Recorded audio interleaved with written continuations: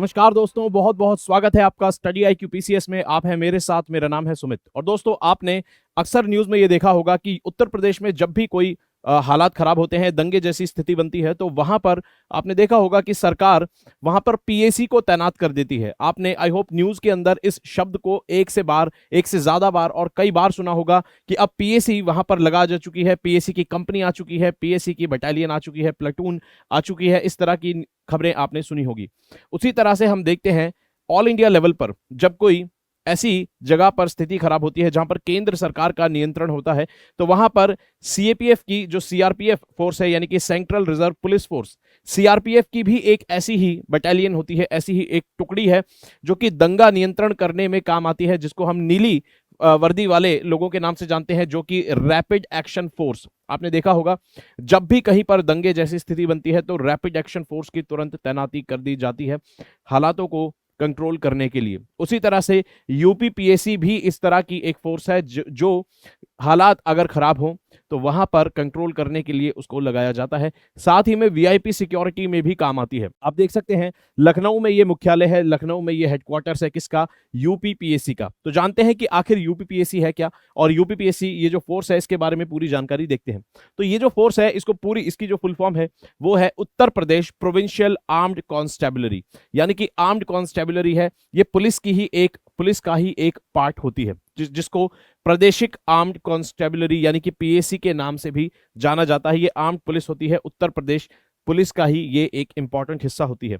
इसको इंपॉर्टेंट जगहों पर, की लोकेशंस पर इसकी तैनाती की जाती है। और इसके डिसीजन कौन लेते हैं? इसके डिसीजन DIG या फिर अदर जो हाई रैंकिंग ऑफिशियल्स होते हैं पुलिस फोर्स के अंदर, वो इस तैनाती के डिसीजन लेते हैं। उसके अलावा यहां पर जो इंपॉर्टेंट काम है, इस जो PAC है, PAC का इंपॉर्टेंट काम यहां पर है हालातों पर काबू पाना। ठीक है, जैसे कि यहां पर लिखा है टू क्वेल द आउटब्रेक्स। कोई भी ऐसी स्थिति बन जाती है, अगर प्रोटेस्ट होते होते वायलेंट हो गए, भीड़ कहीं पर उग्र हो गई, तो उस तरह की स्थितियों पर, कम्युनल राइट्स हो, सांप्रदायिक दंगे हों, उन पर काबू पाने के लिए PAC की तैनाती की जाती है। साथ ही में जो VIP सिक्योरिटीज होती है, ठीक है, कुछ हाई लेवल सिक्योरिटीज जो है, वहां पर भी इसकी तैनाती, PAC की तैनाती की जाती है। ठीक है, आपने देखा होगा इस तरह के जब कहीं पर दंगा होता है तो इस तरह से पुलिसकर्मी कुछ आते हैं जिनके हाथ में डंडे होते हैं, हेलमेट्स होते हैं और उनके आर्मर्ड सूट उनके ऊपर होता है ताकि पत्थरों से और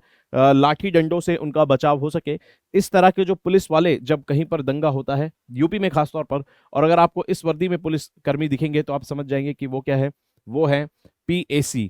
और उसी तरह से रैपिड एक्शन फोर्स किसकी पार्ट है? वो है CRPF की। मैं आपको इसलिए बता रहा हूं ताकि आप इसको जब सर्च करेंगे तो आपको समझ आ जाएगा कि ये किस तरह की फोर्स है। ये सेंट्रल लेवल पर काम करती है रैपिड एक्शन फोर्स, और स्टेट लेवल पर आपको PAC दिखेगी, जिसकी फुल फॉर्म ऑलरेडी हम देख चुके हैं। ठीक है, यहां पर जो आपको हथियार नजर आएंगे, ये जो पुलिसकर्मी होते हैं इसके अंदर PAC में, इनके पास आपको एक इंसास राइफल आपको नजर आती है। और जब भीड़ को कंट्रोल करने जाते हैं, किसी दंगे को कंट्रोल करने जाते हैं, तो वहां पर इनके पास लाठियां होती है। ठीक है, लाठी इनके पास होती है। इस तरह से आप देख सकते हैं दंगे को कंट्रोल करते हैं, उग्र होती हुई भीड़ को कंट्रोल करते हैं। अभी जो वर्तमान में स्थिति है, जो प्रेजेंट स्ट्रक्चर है इस पूरी पुलिस फोर्स का, वो आखिर क्या है? तो ये जो पूरी पुलिस फोर्स है PAC, इसको 3 जोन में, 7 सेक्टर में और टोटल 33 यानी कि 33 बटालियंस में इसको डिवाइड किया गया है। ठीक है, और यहां पर अगर आप देखेंगे टोटल 273 कंपनी होनी चाहिए। 33 बटालियंस में जो डिवाइड किया है, इन 33 बटालियंस के नीचे टोटल 273 कंपनीज होनी चाहिए, लेकिन शॉर्टेज जो है मैन पावर्स की, सैनिकों की, टोटल आपको 225 कंपनीज यहां पर नजर आएंगी। ये जो ओवरऑल स्ट्रक्चर है कि किस तरह से कौन से ऑफिसर किस लेवल पर लीड करते हैं फोर्स को, PAC को, ये पूरा स्ट्रक्चर आपको बताता है। जैसे कि ओवरऑल जो PAC को हेड करते हैं, लीड करते हैं, वो होते हैं ADG रैंक के जो अधिकारी होते हैं, वो इसको रैंक करते हैं, PAC को लीड करते हैं। ठीक है, additional director general of police जो होते हैं वो इसको लीड करते हैं ओवरऑल सबसे टॉप लेवल पर।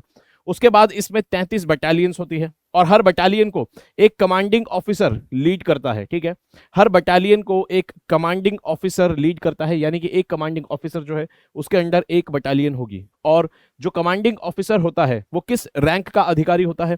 तो वो एक सुपरिटेंडेंट ऑफ पुलिस, यानी कि जिनको हम कप्तान साहब बोलते हैं, SP रैंक, यानी कि IPS इंडियन पुलिस सर्विस यानी कि ऑल इंडिया सर्विस के अधिकारी, इंडियन पुलिस सर्विस के अधिकारी आपको लीड करते हुए मिलेंगे एक कंपनी को और बटालियन को, और उनको कहते हैं कमांडिंग ऑफिसर। ये जो बटालियंस हैं इनके नीचे आपको मिलेंगी कंपनीज, ठीक है, 33 बटालियन, फिर हर एक बटालियन में 8 कंपनी आपको नजर आएंगी, ठीक है।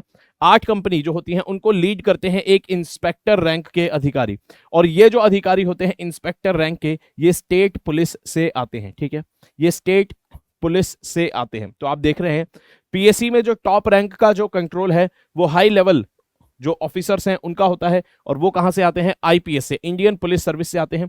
जबकि कंपनी लेवल से आपको स्टेट पुलिस सर्विस का कंट्रोल नजर आएगा, स्टेट पुलिस सर्विस के अधिकारियों का, जिसमें इंस्पेक्टर लेवल के अधिकारी कंपनी को लीड करते हैं। और फिर हर कंपनी के अंदर 3 प्लेटून होती है, जिसके अंदर 40 से 50 आपको सैनिक नजर आएंगे, ठीक है।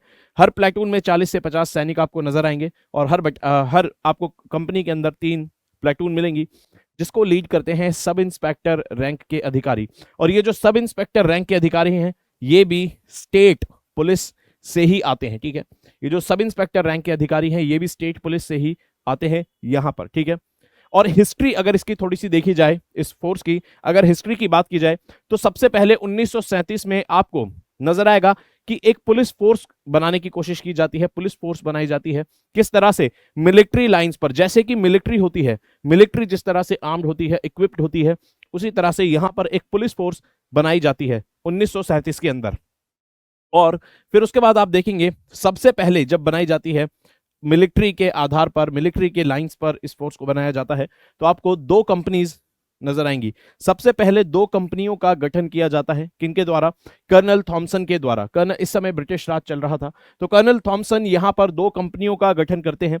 कहां पर बनती है ये कंपनी, देवरिया और बलिया के अंदर। देवरिया और बलिया के अंदर ये 2 कंपनी बनाई जाती हैं, और मेनली ये जो बनाई जाती हैं ये जमींदारों, लैंडलॉर्ड्स जो थे उनके सहयोग से, और जो रिटायर्ड सैनिक थे, सिपॉइज जिनको कहते थे ब्रिटिश लोग, जो रिटायर्ड सैनिक थे उनकी मदद से, लैंडलॉर्ड्स और रिटायर्ड सैनिक की मदद से शुरुआत में 2 कंपनी आपको देवरिया और बलिया में नजर आती हैं। उसके बाद फिर 15 बटालियंस और बनाई जाती हैं, जिसके अंदर फ्रेश रिक्रूटमेंट करके और रिटायर्ड जो सैनिक थे उनको भी लाकर 1937 से 42 के बीच में, 1937 से 42 के बीच में यहां पर फिर से 15 बटालियंस और बनाई जाती हैं, ठीक है। उसके बाद आप देखेंगे 1948 के अंदर मर्ज कर दिया जाता है किसको, प्रोविंस की मिलिट्री पुलिस को और आर्म्ड कांस्टेबलरी को। आर्म्ड कांस्टेबलरी और मिलिट्री पुलिस को मर्ज कर दिया जाता है और बनाया जाती है यूपी प्रादेशिक आर्म्ड कांस्टेबलरी एक्ट के तहत, यहां पर प्रोविंशियल आर्म्ड कांस्टेबलरी बना दी जाती है। 1950 के अंदर नाम जो है उसका चेंज किया जाता है, Uttar Pradesh provincial armed constabulary कर दिया जाता है, क्योंकि स्टेट का जो नाम है वो यूनाइटेड प्रोविंस से चेंज हो जाता है किसमें, उत्तर प्रदेश में, ठीक है। तो यूपी का पहले मतलब होता था यूनाइटेड प्रोविंस, बाद में इसका मतलब हुआ उत्तर प्रदेश। तो शॉर्ट फॉर्म जो है, एब्रीविएशन लगभग वही रहती है, ठीक है। और बाद में एक्ट जो है 30 1956 के तहत इसका जो नाम है उत्तर प्रदेश प्रादेशिक आर्म्ड कांस्टेबलरी कर दिया जाता है, ठीक है। और इसके अंदर आप एक देखेंगे कि 1990 से पहले, 1990 से पहले, 1990 का जो दशक था उस समय, उससे पहले यहां पर स्पेशल पुलिस फोर्स भी हुआ करती थी। 1990 का जो दशक था उससे पहले स्पेशल पुलिस फोर्स हुआ करती थी। इस पुलिस फोर्स का काम क्या होता था, इस पुलिस फोर्स का काम होता था कि ये मिलिट्री के कोऑपरेशन में, मिलिट्री के साथ तालमेल बैठाकर काम करती थी यहां पर राज्य के अंदर, ठीक है, राज्य के अंदर काम करती थी। लेकिन बाद में इसको भी किस में मर्ज कर दिया गया, पीएसी की एक बटालियन के रूप में इसको बना दिया गया, ठीक है। तो स्पेशल पुलिस फोर्स भी जो हुआ करती थी उसको बाद में पीएसी के अंदर ही मिला दिया गया यहां पर। उसके बाद आप देखते हैं कि 1998 यानी कि 1998 से पहले भी एक और आपको फोर्स देखने को मिलेगी, जिसको 46 बटालियन या फिर टास्क फोर्स कहा जाता था। ये जो टास्क फोर्स है इसका काम होता था जो डकैत और गुंडे होते थे राज्य के अंदर, उनको कंट्रोल करना, उनको टारगेट करना, और इंसर्जेंट्स जो हुआ करते थे, किसी भी प्रकार के इंसर्जेंसी जो होती है उसको कंट्रोल करने का काम यहां पर टास्क फोर्स का हुआ करता था। 1998 में इसके जब टारगेट्स अचीव हो गए तो इसको फिर मिला दिया गया, इसको भी एक पीएसी की यानी कि प्रोविंशियल आर्म्ड कांस्टेबलरी की बटालियन के रूप में इसको पीएसी में मिला दिया गया। और फिर यहां पर आपको देखने को मिलेगा एक बहुत ही इंपॉर्टेंट इवेंट होता है हिस्ट्री में। ये इवेंट जो है सिर्फ इंडिया के लिए, ये सिर्फ उत्तर प्रदेश के लिए ही इंपॉर्टेंट नहीं है, बल्कि पूरे इंडिया की जो फोर्सेज हैं, पुलिस फोर्सेज हो, आर्मी हो, उन सब के लिए इंपॉर्टेंट है, क्योंकि ऐसा हमें बहुत ही रेयर देखने को मिलता है। और एक बहुत बड़ा आपको कह सकते हैं हादसा या इंसिडेंट था, यहां पर रिवोल्ट हुआ था 1973 1973 के अंदर। ये जो पीएसी है, पुलिस ये जो प्रोविंशियल आर्म्ड कांस्टेबलरी है उत्तर प्रदेश की, इसके अंदर रिवोल्ट हुआ था। और रिवोल्ट आपको 3 जगह देखने को मिलेगा, बलिया, मेरठ और आगरा। इन 3 जगहों पर यहां पर रिवोल्ट हुआ था। पीएसी के अंदर बटालियंस ने, 3 बटालियंस ने रिवोल्ट किया था। क्यों? इसका कारण जो था वो ये था कि बेटर पे, यानी कि अच्छी सैलरी, अच्छा वेतन डिमांड कर रहे थे, और अच्छा वेतन डिमांड कर रहे थे। वर्क कंडीशंस को लेकर इनकी कुछ शिकायत थी, जिसके कारण इन्होंने यहां पर रिवोल्ट कर दिया। ठीक है, आपकी शिकायतें हो सकती है, लेकिन हालांकि जो संवैधानिक तरीका है उसके हिसाब से ही चीजें चलनी चाहिए। लेकिन यहां पर एक हादसे के रूप में हमें देखने को मिलता है, जो कि काफी दुखद पूर्ण घटना हमारी राज्य के पुलिस सर्विस के अंदर रही है। ठीक है, आर्मी वॉज कॉल्ड, यहां पर आर्मी को बुलाया गया था इस पूरे रिवोल्ट को कंट्रोल करने के लिए। और बहुत ही ज्यादा दुखद तरीके से यहां पर देखने को मिला कि 30 पुलिसकर्मी जो है उनकी यहां पर मृत्यु हो गई। 30 कर्मियों को यहां पर अपनी अपनी जान से हाथ धोना पड़ा। और यहां पर आप देखेंगे कि जो सरकार थी उस समय, कांग्रेस की सरकार थी, यहां पर वो भी सरकार गिर गई।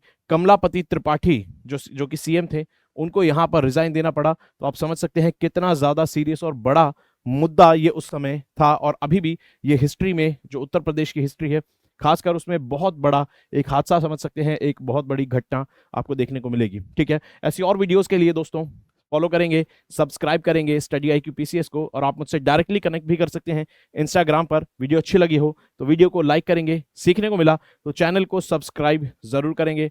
अपना ख्याल रखेंगे, पढ़ते रहेंगे। जय हिंद दोस्तों।